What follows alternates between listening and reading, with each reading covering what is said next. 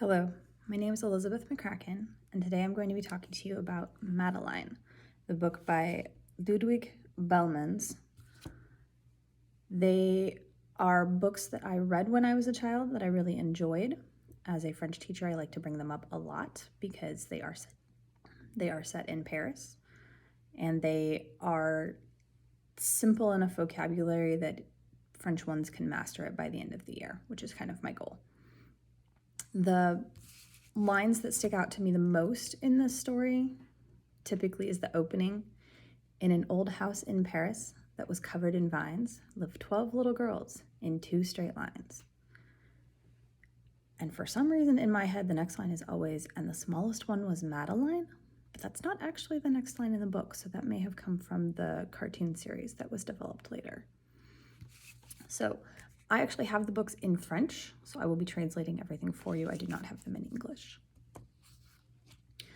This is set in a boarding school in Paris, which I did not realize as a child. I, for some reason, thought it was an orphanage or something, but when you look at the actual pictures, Madeleine's being fitted for clothing by a tailor. That's not something that would be done as an orphan. She'd be lucky to have clothes that fit her at all as an orphan, much less things that are tailored exactly to her size. She's only about 7 or 8 years old. She is the only redhead, which is something that gets brought up very frequently.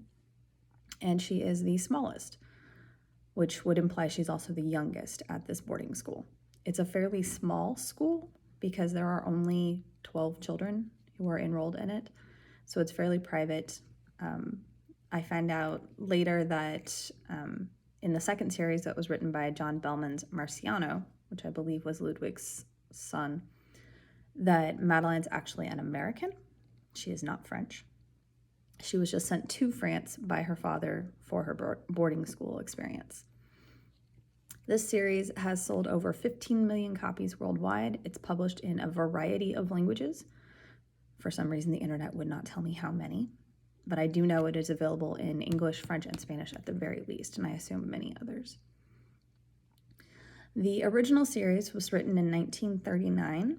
It included the series titles of Madeleine, Madeleine's Rescue, Madeleine and the Bad Hat, Madeleine's Christmas, Madeleine and the Gypsies, and Madeleine in London. I remember reading at least 3 or 4 of these as a student. The second series I don't remember quite as clearly. Madeleine in America and Other Holiday Tales, Madeleine Loves Animals, Madeleine Says Merci, Madeleine and the Cats of Rome, Madeleine at the White House, Madeleine and the Old House in Paris. So the second series was a lot more about Madeleine traveling to different parts of the world and experiencing different cultures and different issues. The Madeleine Says Merci is one where she learned how to be more polite. So there obviously was an issue there. The Bad Hat series, or the Bad Hat book, was written about an annoying neighbor child that had absolutely no discipline and liked to destroy and bother them, and eventually became one of their best friends, and she had further adventures with him. So there's a lot of connection with, for the text itself, connections. It's a lot of, there's a strong female character, which I'm going to go out on a limb and say in 1939 that was not a very common feature. The female character would not be the primary character, and if they were, they would not be strong and fearless and brave and getting into all kinds of trouble and getting themselves back out of the trouble. The text to world connections, again, it's uncommon to have a strong female lead in 1939. The children mostly try and solve problems on their own. They only involve the adults if their solutions don't work. The text to class connections, the vocabulary is very simple. It's not using huge, complicated words, and it tends to rhyme frequently, which can help with keeping the entertainment value and keeping the predictability value for the engagement for children. So I have this Madeleine book, and then I have the Madeleine's Rescue, but again, I have it in French. So I'm going to be talking a little bit about some of what's in Madeleine, the original. This is the picture that reminded me that this is not an orphanage, because no orphan would be getting tailor-made clothing. This next picture, she is not scared of mice. You can see everyone else is hiding. She's trying to go pet the mice. She also was not scared of the tigers. It actually says at the bottom, at the zoo, the tiger roars, but Madeleine doesn't care. She's not scared at all. So it's very strong. She does lots of adventures. This one is about when Madeleine gets sick. So it deals with illness. It deals with the fact that children are not immortal. So they are going to get sick. And then what happens when they do get sick? I like this last picture with a flower in each hand and well intimidated. The girls entered the chamber on tippy toes. And you can see them all going in, and that's them going to visit Madeleine after she had her appendix out, which is why she got sick. See, that's them visiting with her in this lovely hospital room, which again, would not have been something that an orphan would have had access to. I don't know why it never occurred to me. So then she shows off her scar, because again, she's super brave. And at the end of this story,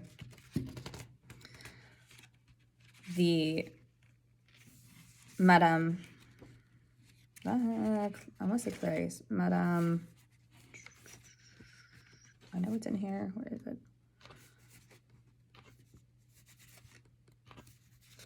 What is the Madame's name? Miss Clavel, Madame Clavel. So Madame Clavel at the very end of the story, originally she heard some crying and went to go investigate. And so Madeleine's safe, Madeleine's recovering, and all of a sudden she hears crying again and goes to investigate. And it's all of the rest of the little girls who now would also like to have their appendixes out so they can have the awesome room that Madeleine had and the really cool scar. So then she's really just trying to get the little girls to realize that that's not the point of what just happened with Madeleine. The second story, Madeleine's Rescue, deals with children finding themselves in danger. It deals with helping the unfortunate, in this case, a dog. It deals with having the elite who say, oh, you're poor, you can't be in my house, because that's what happens and how they have the issues. So in this one, Madeleine, who likes to walk on the bridges, on the edge of the bridges where she can fall, does exactly that. She's walking along the bridge, she falls in, and somebody has to help save her. No human jumps in to save her because she's too far out, although they do try. You can see they're trying to catch her with the catch poles. There's this guy in a boat with a net, but the one who actually does save her is this dog. So this dog, who is a stray, just random dog, jumps in, saves her, and brings her back to shore. After she has saved Madeleine, they bring the dog back with them. They dry everyone off. They stick them in bed. And then there's a huge fight. Huge, huge, huge fight. Because all of the little girls would like to have the dog as their buddy and have them sleep in their bed instead of Madeleine getting to have the dog because the dog saved her. So then the dog becomes the pet of the boarding school, goes to classes, is fed lots of fun food, sings along while they play the piano, goes on walks with the girls because they go on walks all the time. The problem becomes when the May review from the inspection crew, the individuals who oversee this boarding school, who very clearly are dressed high society style. They come in, they see this boarding school all prim and proper, but then they see the dog and they declare the dog is not acceptable and must leave. So they kick the dog out of the school. And then the little girls are super upset. She actually threatens Lord Cuckoo Face, which is what the name they gave the gentleman, and tell him to be careful. The dog is the most noble in France. She will have her vengeance. So then all the little girls are crying and they go searching. They search and they search, but they are unsuccessful at finding this little dog again until finally because they go everywhere. It's like 6 pages. They go back to their house, and then all of a sudden, in the middle of the night, they hear this noise outside. And so Miss Clavel goes to look, and it's the dog. The dog has found her way back home. So they bring her in, they feed her, they warm her up, they stick her back in bed. And then there's another fight. Because, again, the little girls really, really, really want to have the dog as their buddy and in their bed because they are very loving. And then a third time, so this all happened in the same night. Dog came home, first interruption. Big giant fight, second interruption. Little girl comes to wake Miss Clavel for the third time in the middle of the night because their dog had puppies. But that solves the problem because now all of a sudden there's enough dogs to go around and everyone is happy. I like these books because they are accessible to a lot of children. They talk about they talk about being courageous. They talk about dealing with things that you're scared of. They talk about dealing with people who might be disruptive or destructive, like with the Bad Hat stories. Originally in the beginning, the boy was taunting them and destroying their stuff with no repercussions because he didn't have any supervision on his side. It talks about how to make friends with those kinds of people that are different than you when they deal with the gypsies.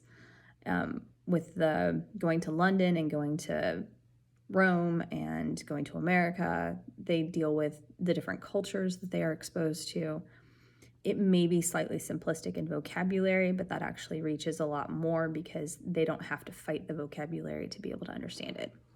So I really like these books. I hope you do too. And I will be talking with you later. Thank you.